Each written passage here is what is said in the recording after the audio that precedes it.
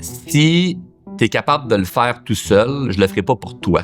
Développer sa confiance, c'est pas nécessairement juste dans ce que les autres vont faire pour toi. Il y a beaucoup de gens qui sont un peu prisonniers de ce que leurs parents leur ont fait vécu, puis c'est certes qu'il y a des gens qui ont vécu des atrocités, mais il y en a qui ont une éducation correcte, avec des parents qui ont fait de leur mieux, puis qui ont fait des erreurs, puis qui ont pas été chercher les outils sur comment t'éduques vraiment bien quelqu'un pour l'amener à être au top de son potentiel. Parce que c'est un peu ça le but d'un parent avec son enfant, c'est d'amener cet être humain-là à être le meilleur de ce qu'il peut avec ce qu'il a.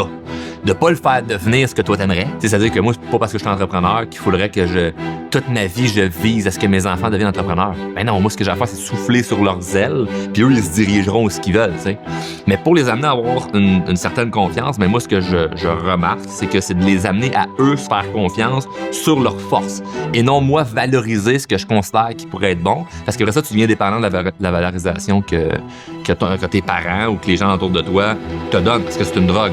Mettons, tu t'es jamais fait dire par ton père qui était fier de toi. Puis là, toi, t'as des enfants, puis là, à tous les niaiseries qu'ils font, c'est comme « Hey, papa, il est fier de toi, je suis fier de toi, je suis fier de toi. » Tu vas pas plus l'aider.